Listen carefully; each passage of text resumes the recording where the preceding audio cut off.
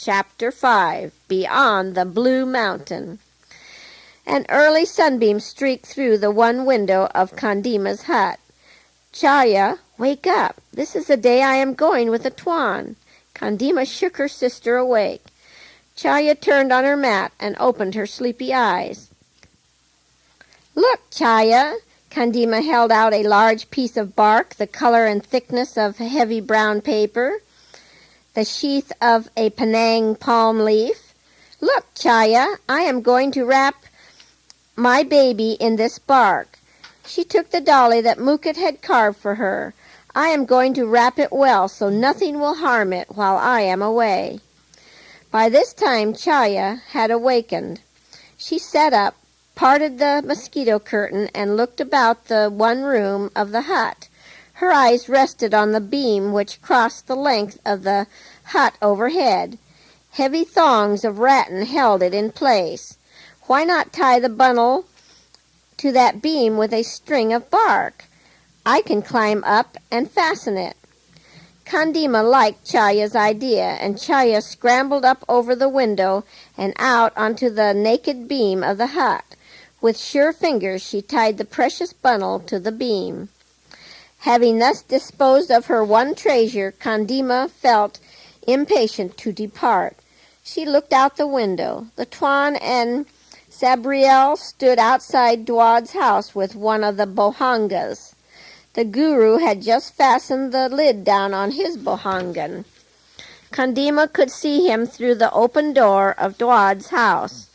Father talked with the Thorn in a low voice. Kandima could not catch their words.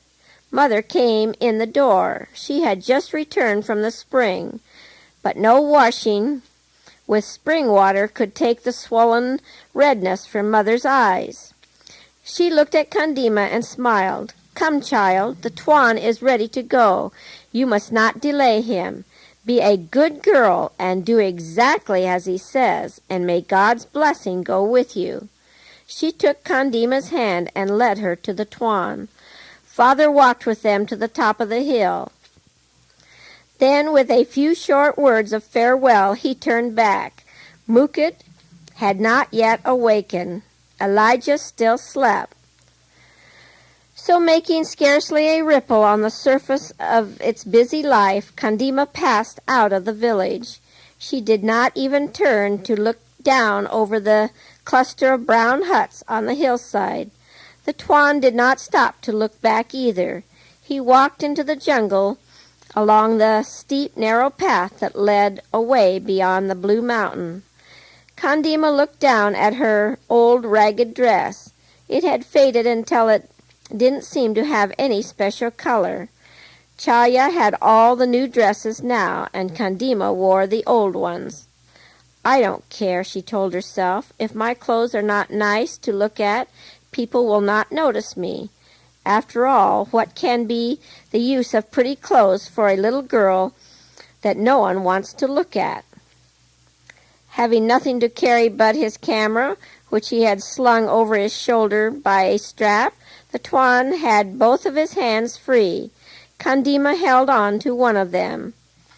"Are you a good traveler, little one?" The Thorn looked down at Kandima. "We have a long journey ahead." Kandima said nothing, but inside she felt warm and happy. Her brown feet kept time with the swing of the bohangans on the backs of the two carriers. Only the creak of the heavy thongs as the big bark containers swayed back and forth broke the forest quiet. Tall trees arched overhead. Kandima found the well-beaten path damp and slippery. On both sides, lacy ferns and thick brush made a green wall. Below the ridge, a family of monkeys chattered and called to one another in the morning stillness. Look, Thorn." Kandima pointed to a dark object on Sabrilia's bare leg. "Sabrilia, stop! You have a leech," the Thorn called. Sabrilia set his bohangan on the path and screwed his neck around to see the back of his leg. With a broad grin, he came back to where the Thorn already knelt beside a little first aid kit he always carried in his pocket. drawing out a small glass bottle, he let one drop of brown medicine fall at the exact point where the leech had taken hold of Sabrilia's leg. "Iodine," the Thorn explained to the guru. The leech, under 5 pairs of watchful eyes, withdrew his spear and dropped to the earth. Sabrilia picked up a sharp stone and killed the creature at once. Kandima approved and admired the way the Thorn and Sabrilia had solved the problem. "Why can't you just pull the leech off?" the guru asked. "The wound would bleed terribly, and you might pull off the leech's body and leave his head buried in the flesh. Then you would get a nasty infected sore," Thorn explained as they hurried on their way. "If enough leeches fasten onto a person, they can suck so much blood that great weakness or even death may result." After this experience, all the travelers kept a sharp eye for the leeches. More than 20 times Kandima saw the small creatures drop from the wet branches, expecting to settle on warm brown flesh, but each person acted promptly to brush them off. Not another leech made a successful landing. As the 2 white men walked along the path, they talked. Kandima could not understand what they said, but Sabrilia, a Dusan himself, spoke her own language and called her attention to interesting things along the trail that led up and down the steep mountain. "When we get down into the valley beyond the next hill," he said in a merry voice, "I will find you a ripe durian. Maybe I will find 2 or 3. They jogged along another half-mile. "Do you see the blue mountain yonder?" Sabriel pointed to a high ridge far ahead. "When we reach the very top, you will be able to see the ocean." "Perhaps I shall not be able to see so far, Sabriel." A look of pain and embarrassment clouded the Dusan boy's face. They went down into the valley along an open hillside where some persons had cleared the forest and raised a crop of rice the year before. The sun shone down with intense heat. The Thorn looked at his watch. "It says only 9 o'clock. He snapped the watch shut. "How can it be so hot?" He stopped and wiped the sweat from his face. "Look, Sabriel, and see if any of those farmers have been careless and left a cucumber around somewhere." Sabriel set his bohangan down and scouted around the edge of the clearing. He came back in a few minutes with 2 large cucumbers. They were almost ripe, but full of juice. He had found them in the shade of tangled vines and brush.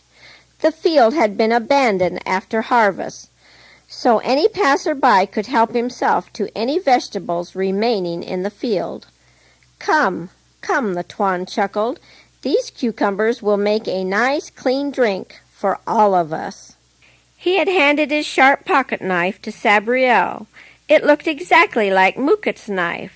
Sabriel peeled both cucumbers and divided them among the 5 people. They sucked the juice out of the flesh and spit out the tough seeds. After this refreshment, the little company passed on with more strength. Coming to an open grassy spot in the forest, they sat down to rest. The 2 carriers refused to set down on the grass. They disappeared down a faint path into the jungle. A few minutes later, Kandima heard joyful shouts from far below. "They have found durian." Kandima wiggled her feet on the cool grass with happiness. Even the Thorn looked cheerful. They waited until the 2 Datsuns came out of the forest with durians dangling from both hands. "I declare I can't figure how anything can smell so rotten and taste so good," the guru spoke. Gabriel borrowed the Thorn's knife again and sharpened a blunt stick. He bored it into the end of the durian. The fruit, which Kandima thought must be larger than her own head, was covered with sharp green spikes an inch long. As Sabriel pressed harder and harder on the nose of the durian, it suddenly burst open and fell into several sections like an orange. You may think what you like about durian, the Tuan spoke now. It is king of all fruit. Just be quick and pass it around, Sabriel. Sabriel picked up the segments of the large fruit and passed them to everyone. Nestled in the white fibrous sections were fat lumps of golden cream. The travelers picked out those lumps with eager fingers and sucked the sweet, rich cream from around the seeds. Sabriel opened durian after durian until the last one melted down eager throats. What a feast! The guru stood up, stretched his long arms, and licked his lips. Where could anyone find a better breakfast? Kandima wiped her sticky hands on her skirt and ran her fingers through her hair several times. Everyone felt better now. An hour of stiff climbing brought them to the ridge that Sabriel had pointed out. The path led along the saddle for half an hour and came out in a small clearing. Far below, the great ocean lay calm and blue as far as the eye could see. Between the mountain top and the sea, hills of lesser height seemed to roll like giant waves. Every shade of living green covered them. Kandima saw that everybody watched her with anxious eyes. Is that the valley of water, Tuan? She waved her small hand over the glorious scene. Oh, how beautiful! She clasped her hands in ecstasy. I can see it! I can see it! A look of relief passed over the Tuan's thin face. They all stopped to enjoy the view for a few minutes, then entered again the steep path that led downward. The valley of water came no more into view. The trail led now over steep places where the travelers had to hold like monkeys to the naked rocks and roots of trees. You must be very tired, little one. The Tuan lifted Kandima to his shoulder and carried her for half an hour. Just to rest those small legs, he said. At noon they reached a small stream dashing down the mountain through its stony bed. Tuan sat down on a large rock. He told Sabrina to open his bohangan. He dug into it and produced a thin biscuit. Kandima stared in wonder. The tin looked beautiful. How Mukut would like to carry off such a tin as that. Inside the tin, many shapes and colors of biscuits set close together. Kandima tried all the different kinds while the Tuan held her on his knee, whispering soft and comforting words. She began to feel very far from the little village, from her mamma. Although she had enjoyed the trip so much, she would be glad to see Chaya and Elijah poke their heads out of the forest right now. She would even welcome the sight of Mukut. How gladly she would scurry home with them.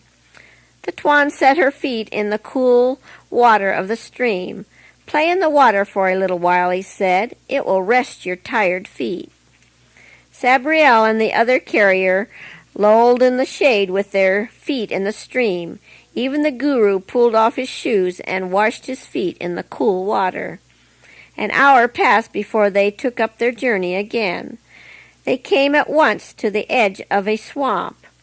Long grass grew out of the mud, and tall trees bent over the black, boggy ground. Shh! The Tuan put his finger to his lips. Everyone stood still, hardly breathing.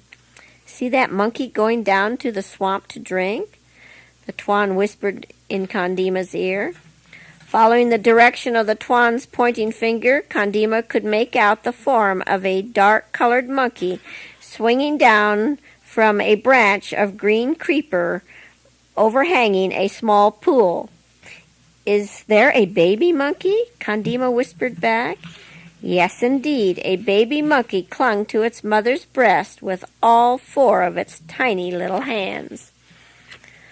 Oh, Tuan! Sabriel's face twisted in horror. He screamed as loud as he could. The startled monkey darted up the tree in a flash. Then Condima and the others could see the coils of a huge water python, the glint of his blunt head as he lunged at the spot where the monkey had been a second before. "Let's get out of here," several voices cried at once. The whole party trotted along the path at the edge of the swamp, faster and faster until they had passed the dangerous ground. "I wonder if the snake might have his mate up at this end of the swamp." The guru puffed a little as he slowed to a brisk walk. At the close of the long day, when the sun dropped in the western sky, they came to a well-beaten path on level ground. Condima, who had been trotting along with cheerful patience, began to hear strange noises, the like of which she had never heard before. She clutched the Tuan's hand in real fright. They came out on a broad place where the ground seemed to be made of flat stones in a long strip which stretched out in both directions until Condima could see no end of it. Right in the middle of this strip stood the strangest animal Condima had ever seen. Its bright red color and its size, 10 times as big as a water buffalo, convinced Condima that this creature must be a horrible dream or a nightmare. The animal breathed hard and fast and shook a little as it stood there panting in the middle of the smooth rock strip. The beast's eyes were large and set well apart. Altogether it presented a terrible appearance. Condima looked at the Tuan. He seemed to be calm. He laughed and talked with a man who rested one hand on the monster. At that moment the animal lifted its voice in a shrill roar. Condima knew that she had heard and seen enough. She snatched her hand away from the Tuan and streaked down the path towards home as fast as her tired little legs could carry her, screaming at every jump. The Tuan could run fast, too. In a few moments he overtook her and scooped her up into his arms. "Don't be afraid, little one," he comforted her. "This is our bus, and this man is the bus driver. He is a fine fellow. He has a little daughter about your size. See, he is going to let us ride on the front seat with him." The whole party, together with their bohongans, were taken into the bus, and Condima saw that it had been empty all the time.